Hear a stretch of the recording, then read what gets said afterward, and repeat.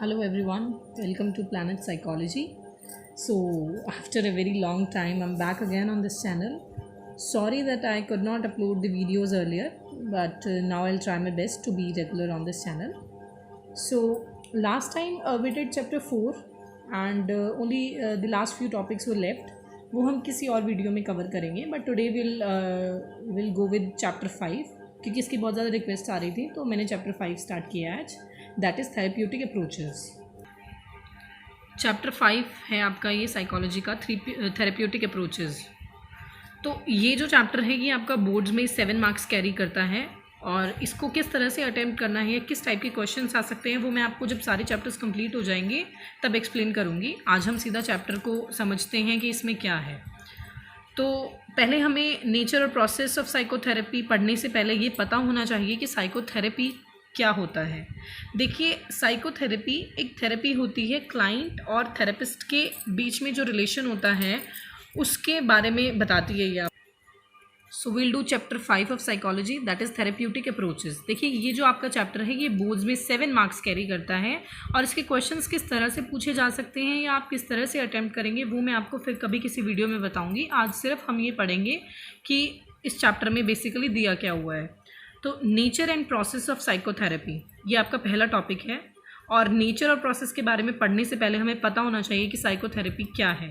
देखिए, ये एक वॉलंटरी रिलेशनशिप होता है between the client and the therapist. अब क्लाइंट और थेरेपिस्ट कौन है? थेरेपिस्ट वो है जो ट्रीटमेंट करेगा और क्लाइंट वो है जो ट्रीटमेंट लेगा. Okay, the one seeking the treatment is the client and the one giving the treatment is therapist. तो ये एक वॉलंटरी रिलेशनशिप होता है. वॉलंटरी का मतलब अपनी इच्छा से जब आप इस रिलेशनशिप में आते हैं तो हम उसको voluntary relationship between client and therapist बोलेंगे. Client can not force the therapist कि आप मेरी ट्रीटमेंट करें या थेरेपिस्ट भी क्लाइंट को फोर्स नहीं कर सकते हैं कि आप मुझसे ही ट्रीटमेंट करवाएं. तो ये बेसिकली एक वॉलंटरी रिलेशनशिप होता है. दूसरी चीज़ होती है कि conducing relationship for building the trust. ये इस टाइप का रिलेशनशिप है जिसमें आपको ट्रस्ट का होना बहुत ज़रूरी है. अगर क्लाइंट को थेरेपिस्ट पे ट्रस्ट नहीं होगा तो वो अपनी प्रॉब्लम्स अपनी चीज़ें शेयर नहीं कर पाएगा और वो शेयर नहीं कर पाएगा तो हम ये नहीं समझ पाएंगे कि हमें उसे कौन सी थेरेपी देनी है, किस प्रकार से ठीक करना है या उसको एक्चुअल में प्रॉब्लम क्या है. तो उसके लिए पहले हमें ट्रस्ट उसका गेन करना ज़रूरी है. फिर उसके बाद होता है कि बेसिकली किन लोगों को थेरेपी की ज़रूरत होती है जिनको लाइफ में जर्नल एडजस्टमेंट से भी ऊपर कोई प्रॉब्लम होती है. देखिए, जर्नल एडजस्टमेंट जो है वो सबको करनी पड़ती हैं, चाहे वो मैरिटल लाइफ से रिलेटेड हो और अदरवाइज़ भी आपकी जॉब से रिलेटेड हो, एजुकेशन से रिलेटेड हो, एनीथिंग एल्स. तो वो उससे भी बड़ी जब कोई मेजर चेंजेस आपकी लाइफ में होते हैं और आप उनको नहीं मैनेज कर पाते हैं तो हमें जैसे एंजाइटी हो जाती है, जैसे हमने पिछले चैप्टर में पढ़ा, बहुत ज़्यादा साइकोलॉजिकल डिसऑर्डर्स हो जाते हैं. तो उनसे कॉप अप करने के लिए we need therapy and a therapist. तो उसको हम बोलते हैं साइकोथेरेपी. अभी हम उसमें आगे पढ़ेंगे कि क्या क्या थेरेपीज़ होती हैं, किस प्रकार चीज़ें होती हैं, कैसे हम पर्सन को ठीक करते हैं और ये सब कुछ. तो अभी हम आते हैं हमारे नेक्स्ट टॉपिक पे. हमारा नेक्स्ट टॉपिक है characteristics of all psychotherapeutic approaches. देखिए, जितने भी साइकोथेरेप्यूटिक अप्रोचेस होते हैं उनकी कुछ विशेषताएं होती हैं, जैसे कि systematic application of principles underlying the different theories of therapy. इसका मतलब ये होता है कि जो थेरेपीज़ होती हैं वो एक स्टेप बाय स्टेप प्रोसीजर होता है. इट्स नॉट लाइक दैट कि आप पहले स्टेप से लास्ट स्टेप पे पहुंच गए हो. पहले आपको फेमिलियर होना पड़ता है क्लाइंट के साथ, उसको आपको ट्रस्ट बिल्डअप करना पड़ता है. धीरे धीरे ये प्रोसेसेस आगे चलते हैं और उसके बाद ही आप कोई एक रिजल्ट पे पहुंच सकते हैं. तो ये एक बड़ा ही आपका सिस्टमैटिक प्रोसीजर होता है. सेकंड आपका पॉइंट आता है कि ट्रेनिंग जो है आपकी एक एक्सपर्ट सुपरविजन के नीचे होनी चाहिए, क्योंकि आप एक क्लाइंट को जब भी ट्रीट कर सकते हैं जब आप खुद बहुत अच्छे से ट्रेनिंग ले चुके हैं, प्रैक्टिकल ट्रेनिंग ले चुके हैं. बिकॉज अगर कोई पर्सन अनट्रेन्ड होगा तो वो अनइंटेंशनली ही और she may cause even more harm to the person, क्योंकि वो पहले से ही इतना परेशान है, उसको साइकोलॉजिकल डिसऑर्डर है और आप ट्रेन नहीं है तो आप उसको कैसे सुपरवाइज करेंगे. तो you must have special training in that. फिर जो आपकी नेक्स्ट कैरेक्टरिस्टिक्स है साइकोथेरेपेटिक अप्रोच की, वो ये भी कहती है कि एक थेरेपेटिक सिचुएशन बननी ज़रूरी है. मतलब कि जो पर्सन जिसको इमोशनल आपका सपोर्ट चाहिए था वो उसको मिलना ज़रूरी है, राइट. देन आपका आता है कि one more characteristic is that कि इंटरेक्शन ऑफ 2 पर्सन इसमें इन्वॉल्व होता है. ऑब्वियसली एक क्लाइंट होगा, दूसरा थेरेपिस्ट होगा, दोनों के बीच में इंट्रैक्शन होगा, तभी एक आप जो है साइकोथेरेपी कंडक्ट कर सकते हैं। बेसिकली ये जो आपका थेरेपिस्ट और क्लाइंट के बीच का रिलेशनशिप होता है, इसको हम थेरेप्यूटिक रिलेशनशिप बोलते हैं, ठीक है। ये डेफिनेशंस के तौर पे आपकी बुक में दिया गया है, तो वैसा ही मैंने लिखा हुआ है, सो डोंट गेट कन्फ्यूज। उसके बाद ये जो आपका रिलेशनशिप होता है दोनों के बीच में, वो कॉन्फिडेंशियल होता है, इंटरपर्सनल होता है, डायनेमिक रिलेशनशिप होता है। इसका मतलब क्या है कॉन्फिडेंशियल और इन सब वर्ड्स का? बेसिक मतलब यही है कि जो भी आपको बात बताई जाएगी, आपको वो बात सीक्रेट रखनी है, आपको वो किसी को बतानी नहीं है। ये एकदम कॉन्फिडेंशियल रिलेशन होता है, तो आप उनकी प्राइवेट बातों को पब्लिक नहीं कर सकते हैं, और इसी तरह से आपका ट्रस्ट भी बिल्डअप होता है, वो आपको आगे की जो भी आपकी उसकी लाइफ के रिलेटेड प्रॉब्लम्स है वो शेयर कर पाएगा। बेसिक इसमें क्या होता है कि you have to focus on client only, कि आपके क्लाइंट के बारे में ही आपने पूछना है, उसकी प्रॉब्लम से रिलेटेड ही बातें करनी है, तो आपको आपका पूरा फोकस जो है वो आपकी क्लाइंट पे ही रहना चाहिए। नेक्स्ट टॉपिक आता है गोल्स ऑफ साइकोथेरेपीज़। अब हमारे गोल्स क्या हैं? ऑब्वियसली अभी हमने इतना कुछ किया, हमने इंटरेक्शन की, अब हमारे कुछ गोल्स भी तो होंगे, हम करना क्या चाह रहे हैं उस बंदे के साथ। बेसिकली हमारा काम ये है कि हम उस जो हमारा क्लाइंट होगा उसकी प्रॉब्लम सॉल्व करेंगे और उसको एक बेटर लाइफ देने की कोशिश करेंगे, उसकी प्रॉब्लम से उसको बाहर लाने की कोशिश करेंगे।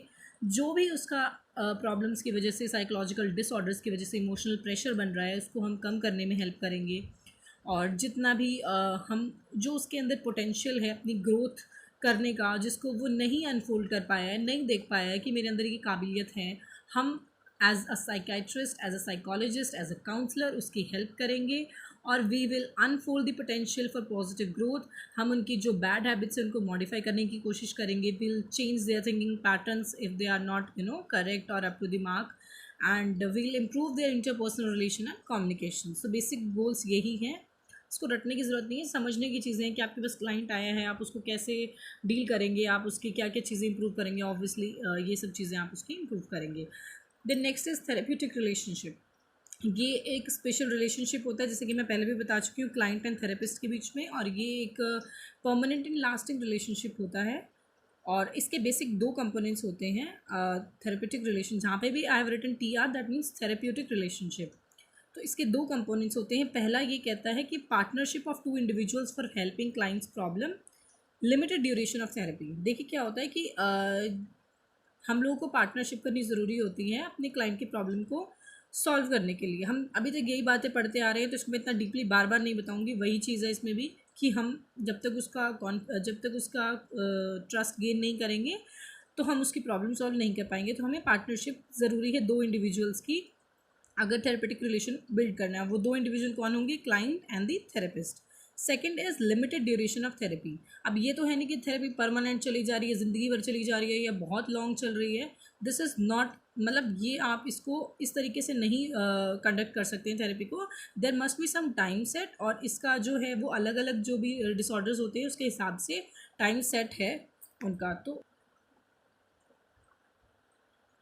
एक वर्ड आता है आपका आगे, अनकंडीशनल पॉजिटिव रिगार्ड।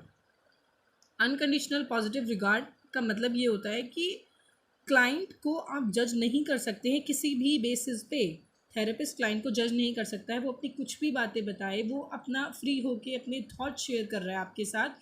आप उसको जज नहीं कर सकते हैं कि अच्छा ये ऐसा है, ये ऐसा बंदा है, इसने ऐसा किया, इसने वैसा किया। No, whatever he is telling you just have to give him the positive regard. उसको आप पॉजिटिव फीडबैक ही देंगे। उसको ये नहीं लगना चाहिए कि आप उसकी बातों में इंटरेस्टेड नहीं हैं या फिर आप उसके प्रति कुछ घृणा की भावना पैदा कर रहे हैं या ऐसा कुछ। तो you have to show him unconditional positive regard. Unconditional मतलब कि कोई कंडीशन नहीं होनी चाहिए इसके बीच में, वो चाहे कुछ भी बोले आपको, you have to show your unconditional love towards him और हर। ओके, अब नेक्स्ट टॉपिक है, 3 वर्ड्स दिए हुए हैं आपकी बुक में, empathy, sympathy and intellectual understanding. Okay, तो पहले मैं बताती हूँ एम्पैथी क्या होती है। देखिए तीनों चीज़ें हैं, ये तीनों चीज़ें डिफरेंट हैं एक दूसरे से। एम्पैथी कहती है कि when one is able to understand the plight of another, जब एक बंदा दूसरे बंदे की प्रॉब्लम को बिल्कुल अच्छी तरह अपनी प्रॉब्लम समझ के उसकी प्रॉब्लम को समझता है, सुनता है, दैट इज सिंपैथी। ठीक है, sympathy is different from empathy. कैसे? क्योंकि हम जब किसी की प्रॉब्लम सुनते हैं वी फील पिटी, हमें दुख होता है और हम उदास भी हो जाते हैं दूसरे की वो सुन के, बट हम उसके जैसा फील नहीं कर पाते, ठीक है। तो sympathies has compassion and pity towards other but is not able to feel like other person. Then intellectual understanding, इसमें क्या होता है, हमें कोई सिंपैथी फील नहीं होती, we feel nothing regarding the problem of another person. तो ये 3 वर्ड्स छोटे छोटे हैं, मैंने फिर भी लिख दिए हैं, मे बी हेल्पफुल होंगे आपके लिए क्योंकि आपके बुक में ही मैंशन थे तो मैंने वो एक्सप्लेन कर दिए हैं। अभी मैं आपको जो बताने जा रही हूँ वो आपको आगे बहुत अच्छे से समझाया हुआ है कि साइकोडायनेमिक अप्रोच क्या होता है, साइकोडायनेमिक थेरेपी क्या होती है और ये सब चीज़ें, बट आपकी बुक में जिस अकॉर्डिंग दिया हुआ है तो उनको थोड़ा थोड़ा एक बार उन्होंने एक्सप्लेन किया हुआ है, उसके बाद वो पूरा ब्रीफली आपको अच्छे से एक्सप्लेन किया है। तो मैं उसी के अकॉर्डिंग उसी पैटर्न पर चल रही हूँ और आपको ये टॉपिक समझा देती हूँ। तो देखिए, सबसे पहले प्रॉब्लम होती कैसे है, cause that led to the problem. अब इसमें भी उसके हम 3 एस्पेक्ट्स में देख सकते हैं। पहला है कि साइकोडायनेमिक अप्रोच क्या कहता है, देन इज़ बिहेवियरल अप्रोच क्या कहता है, फिर आपका आता है एग्जिस्टेंशियल थ्योरी क्या कहती है। देखिए, जो आपकी साइकोडायनेमिक थ्योरी है वो ये कहती है कि जब भी हमें कोई साइकोलॉजिकल प्रॉब्लम होती है तो उसका कारण कोई ना कोई इंट्रासाइकिक कॉन्फ्लिक्ट होते हैं। अब ये इंट्रासाइकिक कॉन्फ्लिक्ट्स कहाँ से आते हैं, क्या आते हैं, वो हम आगे पढ़ेंगे, फिर भी मैं यहाँ पे आपको थोड़ा सा बता देती हूँ कि इंट्रासाइकिक कॉन्फ्लिक्ट्स होते हैं जब हमारे हमारी कोई इच्छाएं रह जाती हैं या पूरी नहीं होती हैं और वो हमारे दिमाग में एक कॉन्फ्लिक्ट क्रिएट करें, एक उनकी आपस में लड़ाई हो रही है कि मैं पूरी करूँ या ना करूँ, या जो भी चीज़ें इससे रिलेटेड होती हैं, दोज आर इंट्रासाइकिक कॉन्फ्लिक्ट्स। तो साइकोडायनेमिक अप्रोच यही कहता है कि जब हमारे दिमाग में इंट्रासाइकिक कॉन्फ्लिक्ट्स चल रहे होते हैं तब हमें कोई साइकोलॉजिकल प्रॉब्लम होती है, ठीक है। जबकि बिहेवियरल जो अप्रोच है, जो बिहेवियरल थ्योरी है, वो कहती है कि हमें साइकोलॉजिकल डिसऑर्डर तब होता है जब हम कोई फॉल्टी लर्निंग या फॉल्टी थिंकिंग पैटर्न को अपना लेते हैं। फॉल्टी लर्निंग का क्या मतलब हुआ, फॉल्टी लर्निंग का मतलब ये हुआ कि जब हम कोई चीज़ गलत सीख लेते हैं और हमें कोई गलत थिंकिंग पैटर्न अपना लेते हैं और फिर वो हमारा लाइफ टाइम फॉलो होता रहता है, तो हम उसकी वजह से साइकोलॉजिकल डिसऑर्डर में के शिकार हो जाते हैं, ठीक है। उसके बाद आपकी एग्जिस्टेंशियल थ्योरी ये कहती है कि जब इंसान को अपनी लाइफ की एग्जिस्टेंस का मतलब नहीं समझ में आ रहा है कि मैं इस धरती पे हूँ ही क्यों, मैं किस कारण से हूँ, मेरी लाइफ का क्या मीनिंग है, मतलब जब the person has question regarding his existence on earth, तभी उसको साइकोलॉजिकल डिसऑर्डर होता है। ये कहती है आपकी एग्जिस्टेंशियल थ्योरी, ओके। अभी आपके नेक्स्ट टॉपिक में आता है how cause came into existence. ये जो ऊपर मैंने कारण बताए हैं आपको, फॉल्टी लर्निंग हुई है, इंट्रासाइकिक कॉन्फ्लिक्ट्स हुए हैं और जो एग्जिस्टेंस के ऊपर सवाल आया है, ये जो चीज़ें हैं ये आई कहाँ से हैं। तो साइकोडायनेमिक अप्रोच, और इसमें भी तीनों अप्रोचेज अलग अलग चीज़ें कह रहे हैं। जो साइकोडायनेमिक थ्योरी है वो ये कहती है कि इंट्रासाइकिक कॉन्फ्लिक्ट्स आते कहाँ से हैं, unfulfilled desires of childhood and unresolved fears lead to intrapsychic conflicts. जो बचपन में हमारे कभी पूरे नहीं हुए हैं, जो ख्वाब, जो हमारे कोई ऐसे डर थे जो रह गए हैं अभी भी हमारे दिमाग में, उनके जो इंट्रासाइकिक कॉन्फ्लिक्ट, जो वो डर हैं, वो हमारे इंट्रासाइकिक कॉन्फ्लिक्ट्स करवाते हैं दिमाग में, जिसकी वजह से साइकोलॉजिकल डिसऑर्डर होता है, फाइन। उसके बाद आपका आता है बिहेवियर अप्रोच। सीधा कहता है कि जब हम कोई चीज़ गलत सीख लेते हैं, फॉल्टी लर्निंग सीख लेते हैं, तब हमारे साइकोलॉजिकल डिसऑर्डर होता है। फॉल्टी लर्निंग कैसे भी हो सकती है, जैसे कि हम फॉर एग्जांपल सिगरेट से रिलेटेड या कोई स्मोकिंग हैबिट या anything which is not adaptive behaviour, वो सब हमारे साइकोलॉजिकल डिसऑर्डर का कारण हो जाते हैं। एग्जिस्टेंशियल में वही कि हमारा क्वेश्चन ऑन एग्जिस्टेंस अगर पनप रहा है हमारे अंदर कि मैं मेरे को लोनलीनेस फील हो रहा है, एलिनेशन मतलब मैं अलग फील कर रहा हूँ सबसे, और मैं अकेला क्यों हूँ, और इस तरह के जब सवाल मन में आते हैं तो एग्जिस्टेंशियल थ्योरी कहती है कि तभी बंदे को साइकोलॉजिकल डिसऑर्डर होता है, फाइन। उसके बाद आपका नेक्स्ट टॉपिक आता है chief method of treatment, okay. अब तीनों के मेथड्स भी अलग अलग हैं।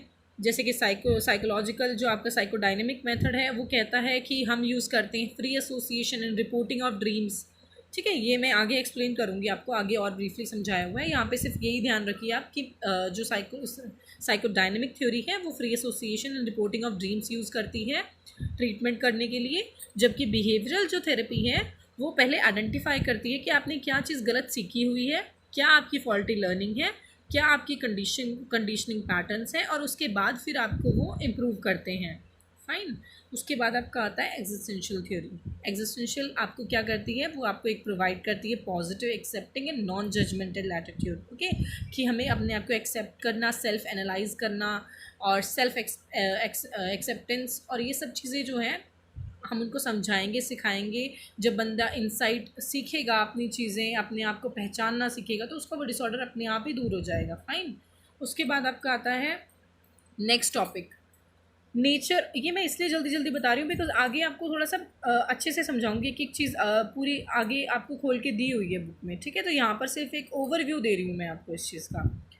नेचर ऑफ थेरेप्यूटिक, जो आपकी रिलेशनशिप है बिटवीन क्लाइंट एंड थेरेपिस्ट, उसका नेचर बताना है अब हमें। जैसे कि साइकोलॉजिकल जो आपका साइकोडायनेमिक जो थ्योरी है, वो ये अज्यूम करती है कि जो थेरेपिस्ट है ही understand the client's intrapsychic conflict better than the client.